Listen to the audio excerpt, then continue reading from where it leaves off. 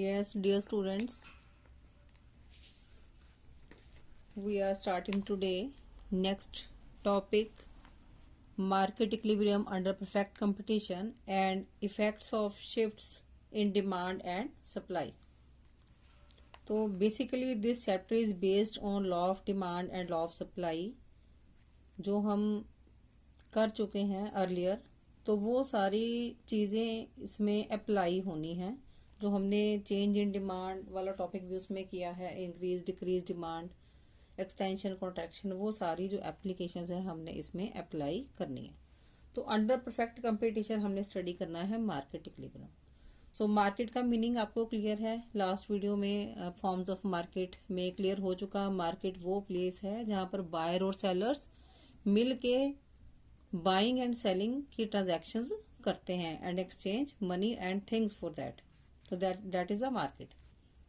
अब perfect competition के अंदर जो मार्केट इक्विलिब्रियम है वो कैसे डिटरमिन होता है? By the forces of market demand and market supply. These are the free forces. Market demand and market supply अपने आप जहां पर इंटरसेक्ट करती हैं, वो जो प्राइस होता है उसको हम इक्विलिब्रियम प्राइस कहते हैं। जहां हम ऐसी सिचुएशन को मार्केट इक्विलिब्रियम कहते हैं। Equilibrium means balance.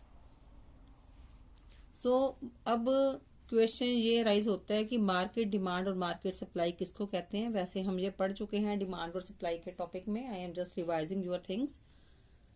What is market demand? Market demand क्या है? Refers to sum total of demand, कि मार्केट में टोटल डिमांड कितनी है by the total consumers for a commodity, कि सारे कंज्यूमर्स मिल के कितनी डिमांड करते हैं, that is said to be market demand. Same way market supply. Market supply कौन करता है? सप्लायर्स या प्रोड्यूसर्स या सेलर्स या फर्म्स, कोई भी नेम हम इसके लिए यूज कर सकते हैं।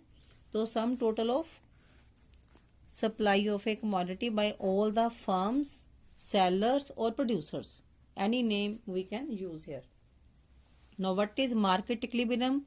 Market equilibrium is struck, तो market equilibrium कहाँ पर struck होता है? when at the prevailing price या when at the equilibrium price भी हम कह सकते हैं।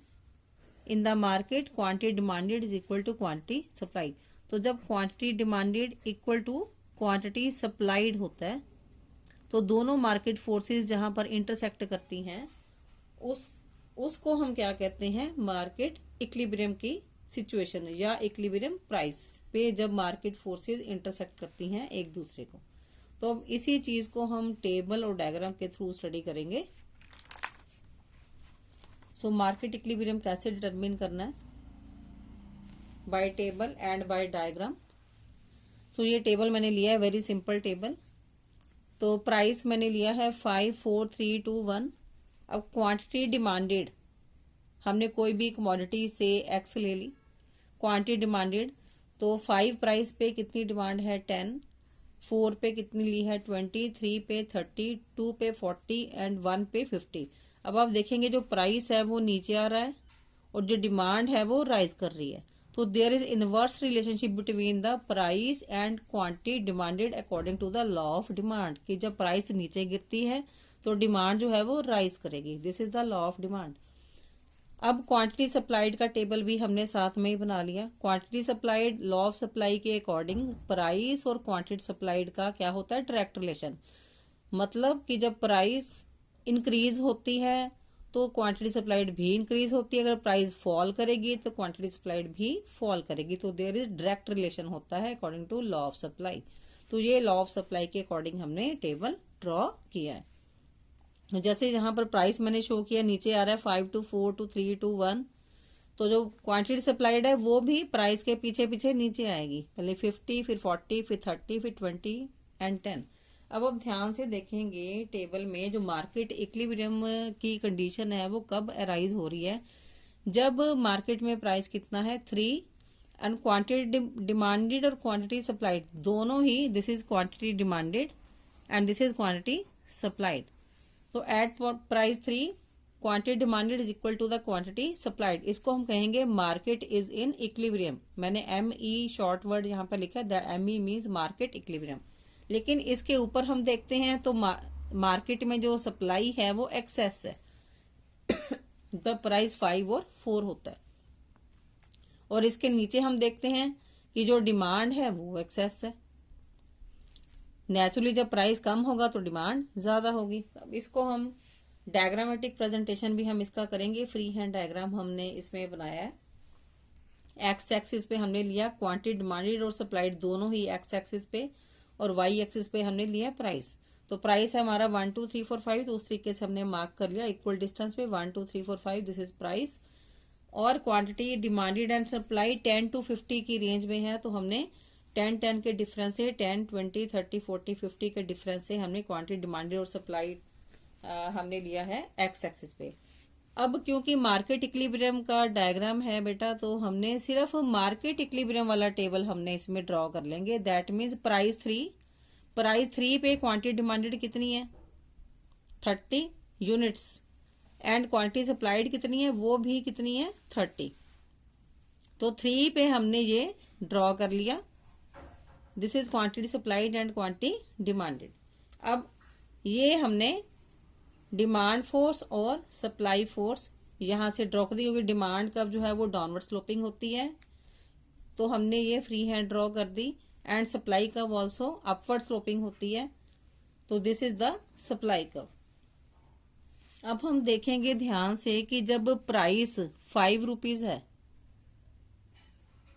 आप इस डायग्राम को देखेंगे ध्यान से। मैं इसको दोबारा से ये डायग्राम आपको ड्रॉ कर देती हूँ ताकि आपको क्लैरिटी हो जाए।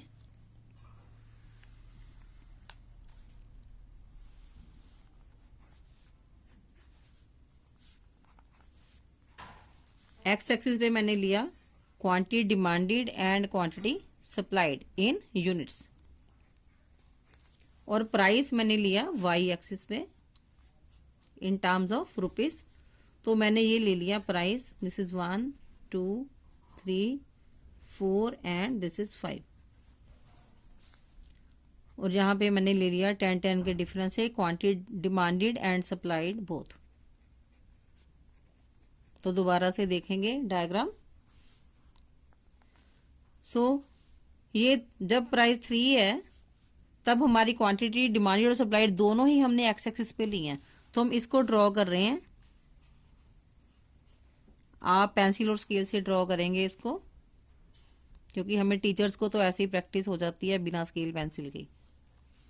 सो ये डायग्राम है हमारा मार्केट इक्विलिब्रियम का कि एट प्राइस 3 क्वांटिटी सप्लाइड और डिमांडेड, क्योंकि हमने इकट्ठा लिया डिमांड और सप्लाई एक्स एक्सिस पे, तो ये डिमांड सप्लाइड दोनों हैं। तो डिमांड कर्व क्योंकि डाउनवर्ड स्लोपिंग होती है, तो यहाँ से मैंने ड्रॉ किया, this is demand curve downward sloping. और यहीं से मैंने ले ली है सप्लाई कर्व, वो भी हमने यहीं से क्रॉस करनी है, दिस इज सप्लाई कर्व। अब आप देखोगे बेटा ध्यान से, दिस इज इक्विलिब्रियम प्राइस, हम इसको इक्विलिब्रियम प्राइस कहेंगे। Equilibrium price is 3 and quantity demand quantity supplied is 30। अब अगर प्राइस 5 है, अगर प्राइस ज़्यादा है इक्विलिब्रियम प्राइस से, क्योंकि इक्विलिब्रियम प्राइस कितना है 3, अगर प्राइस ज़्यादा है 3 to 5 है, तो उस केस में हम क्या देखते हैं, यहाँ पर मैं लाइन डॉटेड ड्रॉ कर रही हूँ कि जो सप्लाई है वो ज़्यादा है, डिमांड कितनी है सिर्फ इतनी, और सप्लाई कितनी है इतनी, तो it means supply is greater than demand. तो इस सिचुएशन को हम क्या कहेंगे, एक्सेस सप्लाई। अब इस केस में क्या होगा कि जो एक्सेस सप्लाई है वो किसके ऊपर प्रेशर डालेगी, प्राइस के ऊपर, क्योंकि जब मार्केट में सप्लाई ज़्यादा हो जाती है तो उससे सेलर्स में कंपटीशन होता है। Excess supply will lead competition among the sellers, ठीक है, जिसकी वजह से जो प्राइस है वो नीचे आ जाएगा 5 से नीचे आके कितना आ जाएगा 3 पे, ठीक है। और जो सप्लाई है वो भी नीचे आ जाएगी। ये सपोज मैंने पॉइंट ले लिया ए एंड बी यहाँ पर, तो जो सप्लाई है वो भी नीचे आ जाएगी, बी से लेके ई, यहाँ नीचे उतर आएगी सप्लाई जो एक्सेस हुई थी। और जो डिमांड है वो भी नीचे आ जाएगी, क्योंकि प्राइस नीचे आ गया तो डिमांड और सप्लाई दोनों को नीचे आना पड़ेगा पॉइंट ई तक, तो again it will reach at 30। अब हम नीचे का स्टडी करते हैं कि सपोज जो प्राइस है वो कम, क्योंकि टेबल में हमने शो किया हुआ है ना 1 पे कितना 2 पे कितना, और अगर सपोज प्राइस कितना है 1 है, प्राइस कम है, तो उस केस में मैंने यहाँ पॉइंट दे दिया सी और यहाँ पर दे दिया पॉइंट डी। ये एट ₹1 की हम स्टडी कर रहे हैं, तो ये मैंने ज्वाइन कर दी लाइन। अब ये लाइन अब आपको क्या शो करी, ये डिमांड है, इट मीन यहाँ से यहाँ तक क्या है, डिमांड है, लेकिन जो सप्लाई कितनी है वो सिर्फ इतनी है। तो सप्लाई इतनी सी है और डिमांड इतनी है। इट मीन्स इस केस में जो सप्लाई है वो क्या है, लोअर देन डिमांड, या हम कह सकते हैं जो डिमांड है वो ग्रेटर देन सप्लाई है। तो ये कौन सा केस हो जाएगा, एक्सेस डिमांड का। अब जो एक्सेस डिमांड है, जब मार्केट में डिमांड ज्यादा होगी तो उससे कंपटीशन किस में होगा, बायर्स में हो जाएगा, क्योंकि लो प्राइस पे हर कोई खरीदना चाहेगा, चीज सस्ती मिल रही है तो हर कोई खरीदेगा। तो इससे क्या होगा, डिमांड जो है वो ज्यादा हो जाएगी। ठीक है, अब जो बढ़ती हुई डिमांड है, अगेन वो प्रेशर किसके ऊपर पड़ना है, प्राइस के ऊपर। तो प्राइस के ऊपर जब प्रेशर पड़ेगा तो जो डिमांड है वो कम होके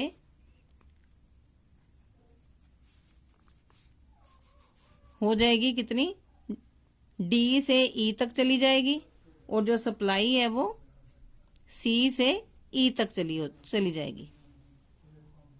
तो इस तरीके से ये फोर्सेस अपने आप, डिमांड और सप्लाई की फोर्सेस अपने आप एडजस्ट करती हैं एक दूसरे को। तो again equilibrium point will be established.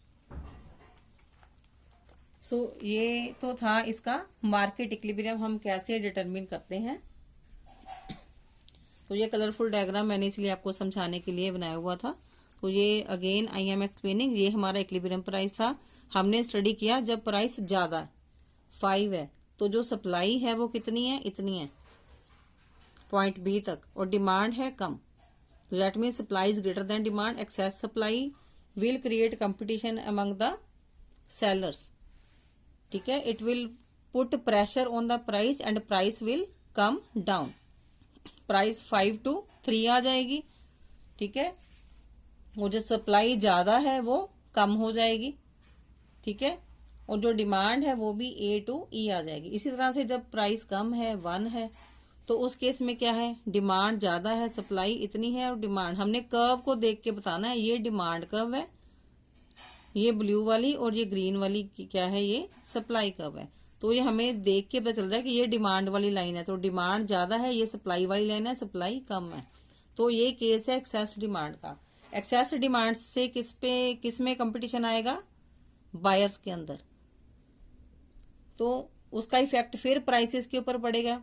Prices जो है वो 1 से बढ़ के कितने हो जाएंगे, 3 तक पहुंच जाएगा प्राइस, इक्विलिब्रियम प्राइस। और इधर से जो सप्लाई है वो सी पॉइंट से ई पॉइंट तक पहुंच जाएगी, और डिमांड जो है वो D to E again equilibrium price तक पहुंच जाएगी। तो this is how equilibrium price is determined. ये अपने पूरे चैप्टर में ये चीज याद रखनी है कि एक्सेस सप्लाई से सेलर्स में कंपटीशन होता है और एक्सेस डिमांड से बायर्स में कंपटीशन होता है। तो डिफरेंट केसेस हैं of shift in demand curve. तो आई अगेन सजेस्ट यू कि वीडियो को कम से कम 2 से 3 बार जरूर देखें ताकि आपको कंसेप्ट की क्लैरिटी हो जाए। अब इसके बाद है various cases of shift in demand curve and supply on the equilibrium price. तो इस टेबल को देख के डरना नहीं है, ये कंसेप्ट सारे इकट्ठे नहीं आते हैं, 1 by 1 आते हैं, तो इसको बस समझना है ध्यान से। तो ये हमने वैसे उसमें किया हुआ है टॉपिक डिमांड वाला, तो इसमें आपकी रिवीजन भी हो रही है डिमांड और सप्लाई के टॉपिक के साथ साथ में। तो इसमें हम स्टडी करेंगे change in demand, change in supply, change in both demand and supply, and some special cases. Then change in demand के अंदर आएगा increase and decrease in demand. Same way change in supply में आएगा increase in supply and decrease in supply. Then change in both demand and supply के अंदर ये different cases हैं कि जब दोनों डिमांड एंड सप्लाई डिक्रीज करते हैं, दोनों डिमांड एंड सप्लाई इंक्रीज करते हैं, या अकेली डिमांड डिक्रीज करती है और सप्लाई इंक्रीज करती है। देन उसके ऑपोजिट केस जब डिमांड इंक्रीज करेगी और सप्लाई डिक्रीज करेगी। उसके बाद सम स्पेशल केसेस है जिसको हम 1 by 1 रेफर करेंगे कि change in demand and change in supply When other case means supply and demand is perfectly elastic. Same way change in demand when supply is perfectly inelastic, and change in supply when demand is perfectly inelastic. So we will understand the situation one by one. So let us first starting with the change in demand, that is shift in demand. तो ये earlier हमने demand के topic में इसको पढ़ा हुआ है. So change in demand का जो कंसेप्ट है वो हमें क्या बताता है कि जब डिमांड में चेंज आता है due to change in other factors कौन से, जैसे change in taste preferences, change in climate, इस तरह से other factors means other than price, कि जब क्वांटिटी डिमांडेड में चेंज आता है ड्यू टू अदर फैक्टर्स, जिसको हम लॉ ऑफ डिमांड में कांस्टेंट एज्यूम करते हैं. तो जब शिफ्ट आता है डिमांड का, में हम इसको शिफ्ट भी बोलते हैं, जिसको हमने बैकवर्ड और फॉरवर्ड शिफ्ट से किया था, तो it is not due to price but due to other factors. तो इसमें फर्स्ट है इंक्रीज इन डिमांड. तो मार्केट इक्विलिब्रियम का डायग्राम हम डिस्कस कर चुके हैं, उसी को बेस बना के हम आगे चलेंगे. इंक्रीज इन डिमांड, मैं दोबारा से फिर डायग्राम ड्रॉ कर रही हूं कि जो इंक्रीज इन डिमांड है, आप इसको देख लें एक बार फिर ध्यान से, क्योंकि नो डाउट मैंने ड्रॉ करके रखे हुए हैं. एक बार आपके सामने कर रही हूँ ड्रॉ.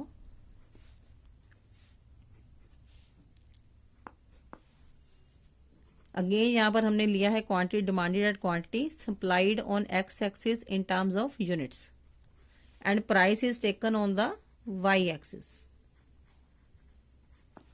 तो मार्केट इक्विलिब्रियम का डायग्राम आपको माइंड में रखना है. डिमांड कर्व इस तरह से डाउनवर्ड स्लोपिंग होते हैं. कई बार बच्चे एग्जाम में उल्ट बना जाते हैं कर्व, तो सारा क्वेश्चन गलत हो जाता है. It is always downward sloping demand curve.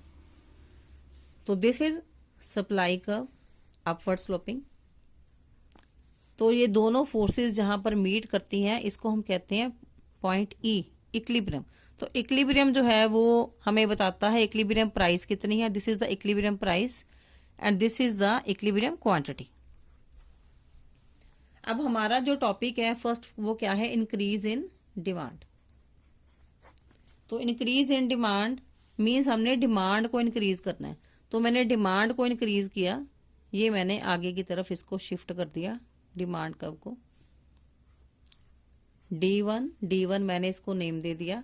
अब आप देखोगे बेटा ध्यान से कि जो सिर्फ डिमांड, हमारा जो हेडिंग है हमें क्या बता रहा है कि इंक्रीज इन डिमांड, की सिर्फ डिमांड इंक्रीज हुई है from DD to D1.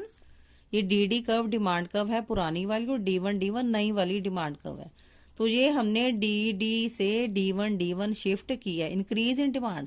But supply is constant, supply को नहीं हिलाना, क्योंकि हमारे हेडिंग में हमें बताया गया इंक्रीज इन डिमांड का हमने शो करना है इफेक्ट. तो वह अब हम ध्यान से देखेंगे कि जो नई वाली डिमांड कर्व है, ये वाली, ये सप्लाई को यहाँ पर कट कर रही है. तो एक नया इक्विलिब्रियम पॉइंट बन गया. दिस इज E1, इसको हमने नाम दे दिया E1. अब यहाँ पे हम देख रहे हैं कि जो प्राइस है, अगर हम इक्विलिब्रियम से प्राइस को मेजर करते हैं तो ये बन गया नया प्राइस. इसको भी हमने नाम दे दिया P1. अब जो हम देखेंगे जो प्राइस है पहले इतना था, अब बढ़ के इतना हो गया. तो ये चीज़ें तो हमें डायग्राम में ही क्लियर हो जाती हैं कि प्राइस और क्वांटिटी पे क्या इफेक्ट हो रहा है. तो प्राइस हमारा इंक्रीज हो गया फ्रॉम OP टू OP1. ये नया इक्विलिब्रियम प्राइस हम इसको बोलेंगे. This is equilibrium, market equilibrium, this is equilibrium price. अब क्वांटिटी पे देखते हैं क्या इफेक्ट पड़ा. अब नीचे देख रहे हैं क्वांटिटी पहले कितनी थी Q, और अब बढ़ के कितनी हो गई Q से Q1.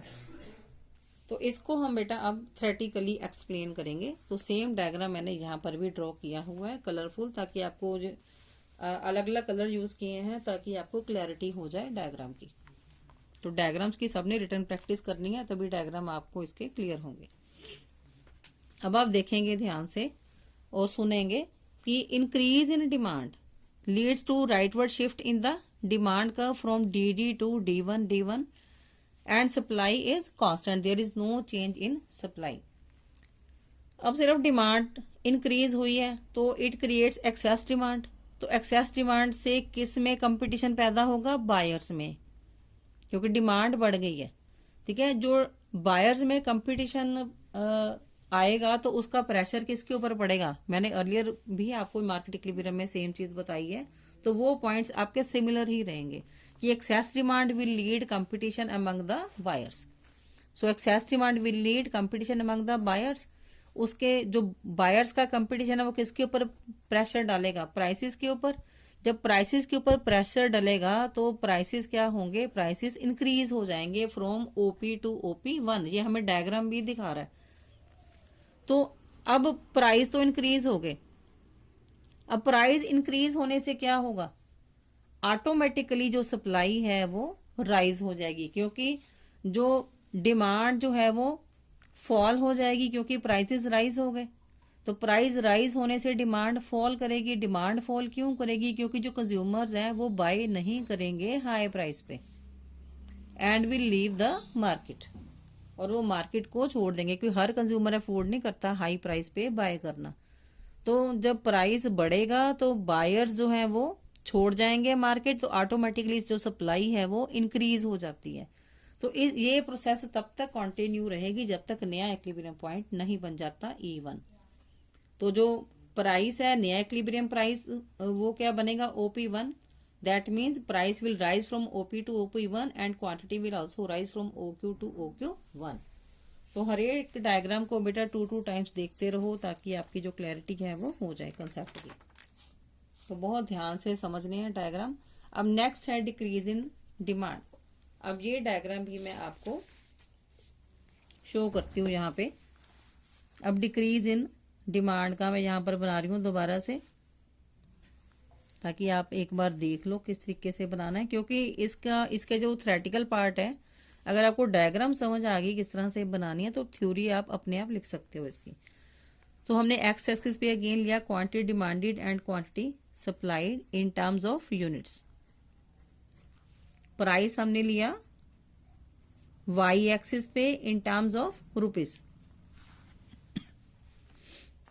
तो हमारा जो कंसेप्ट है अब ये क्या है, decrease in demand. Decrease in demand means demand को हमने डिक्रीज करना है, सप्लाई में कोई चेंज नहीं है। तो हमने मार्केट इक्विलिब्रियम वाला डायग्राम किया ड्रॉ। ये डी डिमांड कर्व है and this is supply curve. Demand curve downward sloping, supply curve is upward sloping. तो ये अगेन इक्विलिब्रियम बन गया। So this is OP equilibrium price and this is OQ equilibrium quantity. अब decrease in demand means demand को decrease करना है। जब demand को डिक्रीज करना है तो डिमांड नीचे की ओर आएगी, इस तरफ बैकवर्ड शिफ्ट मारेगी। तो ये हमने ये ले लिया, ये डॉटेड लाइन में शो कर रही हूँ, ये D1 और मैंने ये एरो भी दे दिया कि जो डिमांड है वो डिक्रीज हो रही है लेकिन सप्लाई डिक्रीज नहीं हुआ। अब हम नया इक्विलिब्रियम देखेंगे कहाँ पर बना है। अब ये वाली जो डॉटेड डिमांड कर्व है इसने सप्लाई कर्व को कहाँ पे कट किया, इस पॉइंट पे। तो इसको हमने नाम दे दिया E1। अब जो नया इक्विलिब्रियम पॉइंट है वो इक्विलिब्रियम प्राइस भी आपको बताएगा नहीं, और इक्विलिब्रियम क्वांटिटी के ऊपर क्या इफेक्ट हुआ वो भी बताएगा।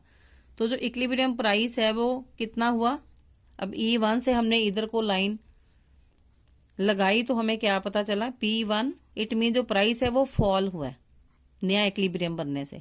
प्राइस फॉल हुआ OP टू OP1 और यहाँ से हमने क्वांटिटी नीचे की ओर ड्रॉ करी तो हम क्या देख रहे हैं, जो क्वांटिटी है वो Q से Q1 पीछे की ओर आई है, मीन्स कम हुई है। जो क्वांटिटी है वो रिड्यूस हुई है और प्राइस भी रिड्यूस हुआ है। तो इस चीज को अब हम थ्योरेटिकली लिखेंगे। तो अब देखेंगे हम अगेन उसी तरह से पॉइंट्स बना के लिखेंगे कि when demand decreases from D to D1 supply remaining constant. Supply में कोई चेंज नहीं है। अगेन मैंने कलरफुल पेन यूज किए हैं ताकि आपको कंसेप्ट क्लियर हो जाए। अब डिमांड डिक्रीज हुई है, इट मीन्स सप्लाई जो है वो इंक्रीज है, क्योंकि सप्लाई डिमांड की उल्ट चलती है। तो इट मीन्स क्या क्रिएट हो गया, एक्सेस सप्लाई की सिचुएशन क्रिएट हो गई मार्केट में। अब एक्सेस सप्लाई से कंपटीशन किसके अंदर आएगा, सेलर्स के अंदर। It will create competition among the sellers. अब सेलर्स में जब कंपटीशन आएगा it will again put pressure on the prices, जिसकी वजह से जो प्राइसेस हैं फॉल करेंगे। तो जब सेलर में कंपटीशन आता है प्राइसेस फॉल करते हैं, और जब बायर्स में कंपटीशन आता है तो प्राइस राइज करते हैं। तो ये चीज आपने ध्यान में रखनी है। अब due to fall in price क्या होगा, अब प्राइस गिर गए, कंज्यूमर के लिए चीजें सस्ती हो गई, डिमांड क्या होएगी, डिमांड राइज होएगी, ठीक है। और जो सप्लाई है फॉल कर जाएगी। सप्लाई फॉल क्यों करेगी, क्योंकि हर प्रोड्यूसर सस्ता नहीं बेचेगा, ठीक है। तो सम प्रोड्यूसर जो है they will not be ready to sell at low price, तो इस वजह से सेलर जो है वो मार्केट से कम हो जाएंगे। So this process will continue, ये प्रोसेस कब तक चलेगी, जब तक न्यू इक्विलिब्रियम E1 एस्टेब्लिश नहीं हो जाता। सो जब E1 इक्विलिब्रियम एस्टेब्लिश हो गया तो हमने क्या देखा, प्राइसेस फॉल कर गए। New equilibrium prices is OP1, that means price falls from OP to OP1 and quantity also rises from OQ to quantity also falls from OQ to OQ1। तो ये इक्विलिब्रियम, नया इक्विलिब्रियम शिफ्ट होने की वजह से price और जो quantity है वो भी शिफ्ट होती हैं। तो जब हम डायग्राम बनाते हैं हमें तभी पता चल जाता है कि नई इक्विलिब्रियम की वजह से प्राइस में और डिमांड में कैसा शिफ्ट आया है, कि वो ऊपर की ओर गई है या नीचे की ओर गई है। So next is change in supply. So इसका भी रीजन वही है कि ड्यू टू अदर फैक्टर्स जब चेंज आता है सप्लाई में and not due to the own price of the commodity, तब हम कहते हैं कि चेंज इन सप्लाई। अब ये है लॉ ऑफ सप्लाई के अकॉर्डिंगली एक्सेप्शनल केस, ये हमने उसमें भी पढ़ा था सप्लाई के टॉपिक में, इसमें फिर रेपिटेशन हो रही है इसकी। लेकिन इसमें डिमांड और सप्लाई दोनों कब हम साथ साथ लेके चल रहे हैं, तब क्योंकि मार्केट इक्विलिब्रियम के लिए डिमांड और सप्लाई दोनों फोर्सेस को हमने स्टडी करना है। तो इसमें फर्स्ट कंसेप्ट है इंक्रीज इन सप्लाई। अब फिर अगेन डायग्राम आप एक बार फिर से यहां से देख लें। तो इसका फर्स्ट टॉपिक क्या है, increase in supply. Increase in supply के लिए अगेन डायग्राम फिर देखेंगे ध्यान से। डायग्राम प्रैक्टिस से आएंगे आपको, आप 3-4 बार प्रैक्टिस करेंगे डायग्राम्स की, तब आपको डायग्राम बनाने आएंगे इसके। तो एक्स एक्सिस पे बेटा हमने लिया quantity demanded and quantity supplied in terms of units, और प्राइस हमने लिया वाई एक्सिस पे इन टर्म्स ऑफ रुपीस। तो ये मैंने बनाई ये डिमांड कर्व डाउनवर्ड स्लोपिंग, और ये है सप्लाई कर्व अपवर्ड स्लोपिंग। तो ये बन गया इक्विलिब्रियम। तो यहां से मैंने ये लिया, इधर को लाइन लगाई, ये हमें प्राइस शो कर रहा है, equilibrium price OP, and this is equilibrium quantity. अब हमारा कंसेप्ट है कि जब सप्लाई इंक्रीज होती है, अब जो सप्लाई है ये सप्लाई कब है, सप्लाई इसके आगे की ओर जाएगी। तो ये मैंने डॉटेड लाइन ड्रॉ करी। डिमांड कांस्टेंट है, देखेंगे ध्यान से, तो सिर्फ सप्लाई की कर्व मैंने शिफ्ट की है। ये पुरानी सप्लाई कर्व है, ये नई सप्लाई कर्व है, दिस इज न्यू S1। तो ये मैंने इंक्रीज इन सप्लाई का एरो भी दे दिया। अब हमने क्या देखा कि जब हमने सप्लाई इंक्रीज की तो उसने डिमांड कर्व को कहां पर कट किया, इस पॉइंट पे। सो इस पॉइंट को मैंने नेम दे दिया E1, this is new equilibrium. अब न्यू इक्विलिब्रियम से न्यू इक्विलिब्रियम प्राइस भी निकलेगी और न्यू इक्विलिब्रियम क्वांटिटी भी निकलेगी। तो अब हम देखेंगे कि उसने प्राइस के ऊपर क्या इफेक्ट डाला और क्वांटिटी के ऊपर क्या इफेक्ट डाला। अब इधर से मैंने ये प्राइस लाइन बनाई, तो क्या देख रहे हैं, पुराना जो प्राइस था ये था, अब नया क्या हो गया P1, इसको नेम दे दिया। तो जो न्यू सारा आ रहा है उसको मैं 1 का नेम दे रही हूं। अब हम देख रहे हैं कि जो प्राइस पहले P था फॉल होके कितना हो गया OP1, और अब जो क्वांटिटी है, अब नए इक्विलिब्रियम पॉइंट से हम क्वांटिटी भी मेजर करेंगे। तो दिस इज क्वांटिटी। अब क्वांटिटी हम क्या देख रहे हैं, क्वांटिटी राइज हुई है। तो जब हम डायग्राम बनाते हैं तो वहां से हमें पता चल जाता है। तो अब इसको हम थ्योरेटिकली पढ़ रहे हैं। अब सेम डायग्राम मैंने यहाँ पर पहले बना के रखा होता, दोबारा आपको फिर से बना के दिखा दिए क्योंकि इसके डायग्राम थोड़े समझ के करने वाले हैं। तो अगेन इसको हम करेंगे। तो ये हमने सप्लाई यहाँ इंक्रीज की है। तो when supply increase from SS to S1 demand remaining constant, supply increase होगी तो इट मीन्स कौन सी सिचुएशन है, एक्सेस सप्लाई की। एक्सेस सप्लाई से अगेन किस में कंपटीशन आएगा, सेलर्स के अंदर। It will create competition among the sellers. Again pressure किसके ऊपर पड़ेगा, प्राइसेस के ऊपर, और प्राइसेस जो है वो फॉल कर जाएंगे क्योंकि सेलर जो है वो कम प्राइस पे नहीं सेल करेंगे। तो प्राइसेस फॉल कर गए, इसका इफेक्ट अब किसके ऊपर पड़ेगा? डिमांड के ऊपर। डिमांड क्या होएगी? डिमांड राइज हो जाएगी, क्योंकि प्राइसेस गिर गए तो कंज्यूमर जो है वो भाग के प्रोडक्ट को खरीदेगा, तो डिमांड जो है कंज्यूमर की वो राइज हो जाएगी। और सप्लाई फॉल करेगी। सप्लाई फॉल करने का क्या रीज़न है? क्योंकि सेलर कम प्राइस पे कभी भी सेल नहीं करेगा। तो कुछ सेलर जो हैं वो सेल करेंगे, लेकिन काफ़ी सेलर जो हैं वो सेल नहीं करेंगे कम प्राइस पे, तो they will leave the market. तो ये प्रोसेस आगे फिर वैसे ही लिखोगे, same points. This process will continue till new equilibrium is established eight E1। And जो प्राइस है आप यहीं पर डायग्राम से देख के ले सकते हैं कि price will fall from OP to OP1 and quantity will rise from OQ to OQ1। Now next concept है इसका डिक्रीज इन सप्लाई। अब सप्लाई के डिक्रीज होने का अगेन मैं आपको ड्रॉ करके दिखा रही हूँ। डायग्राम बहुत ध्यान से देखेंगे, इसके डायग्राम्स बहुत इंटरेस्टिंग है और अपने आप ही बन जाते हैं, बस आपको कंसेप्ट क्लैरिटी होनी चाहिए इसकी। तो हमने अगेन एक्स एक्सिस पे लिया quantity demanded and quantity supplied in terms of units, और हमने प्राइस लिया वाई एक्सिस पे इन टर्म्स ऑफ रुपीज। अगेन हमने फ्री हैंड डिमांड कर्व बनाई, this is demand curve and this is supply curve. तो ये बन गया इक्विलिब्रियम, ये बन गया हमारा equilibrium price OP and this is equilibrium quantity. अब हमने सप्लाई को डिक्रीज करना है, डिमांड को नहीं छेड़ना। तो सप्लाई को डिक्रीज करेंगे। हमने जब सप्लाई इंक्रीज की थी तो आगे की ओर की थी, तो अब सप्लाई डिक्रीज करेंगे तो इस लाइन से पीछे की ओर करेंगे डिक्रीज। तो ये देखिए, ये बिल्कुल पैरेलल बेटा आनी चाहिए line. I am not drawing with the scale, तो जरूरी नहीं है कि आपने डॉटेड लाइन लगानी, आप वैसे भी इसको ऐसे मोटी करके भी लगा सकते हो लाइन, ऐसे भी कर सकते हो आप, कि थोड़ी सी बोल्ड लाइन ड्रॉ करके पता चल जाता है। सो दिस इज S1। तो ये मैंने सप्लाई डिक्रीज कर दी पीछे की ओर। अब इस सप्लाई कर्व ने डिमांड कर्व को कहाँ पर काट कर रही है? यहाँ पर कट कर रही है। तो दिस इज इक्विलिब्रियम पॉइंट, हमने इसको E1 का नेम दे दिया। अब यहाँ से हम देख रहे हैं कि प्राइस और क्वांटिटी के ऊपर क्या इफेक्ट पड़ा है।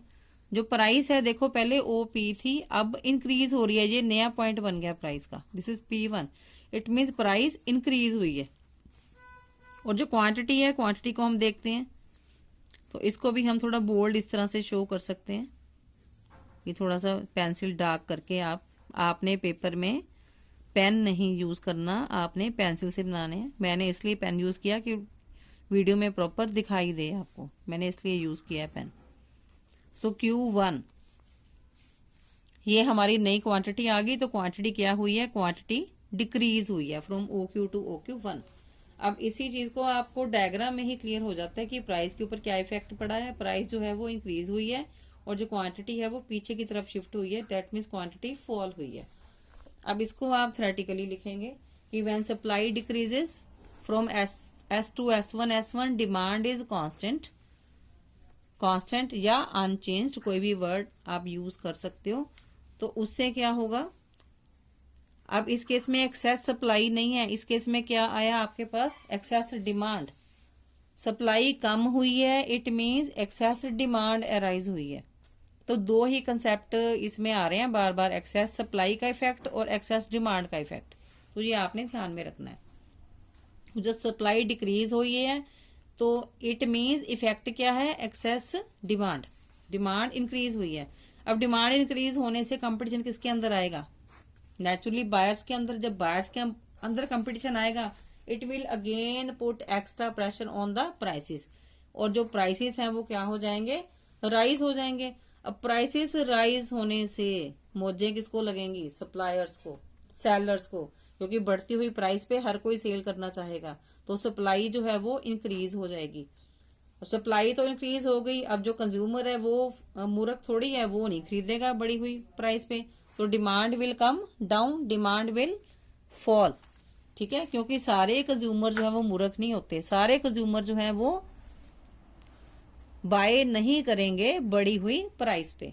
सो ये प्राइस ये प्रोसेस तब तक कंटिन्यू होगी जब तक न्यू इक्विलिब्रियम एस्टेब्लिश नहीं हो जाता। जैसे ही न्यू इक्विलिब्रियम E1 एस्टेब्लिश हो गया, उसके बाद हम प्राइस और क्वांटिटी दोनों का इफेक्ट लिख सकते हैं कि जो इक्विलिब्रियम प्राइस है that will rise from OP to OP1 and equilibrium quantity will fall from OQ to OQ1। So आज के लिए इतना कंसेप्ट सफिशिएंट है। तो प्लीज आप डायग्राम ड्रॉ करके प्रैक्टिस करिए और इस वीडियो को कम से कम 4 बार, आगे पहले वाली वीडियोस मैं के लिए आपको मैं कहती थी कि 2 से 3 बार देखें, लेकिन ये वाली जो वीडियो है क्योंकि ये थोड़ा सा टिपिकल टॉपिक है तो इसको कम से कम 4 टाइम्स रिव्यू करिए, बार बार वॉच करिए, उसके बाद खुद प्रैक्टिस करिए डायग्राम की। So thanks for the patient listening. Next topic we will continue in the next video.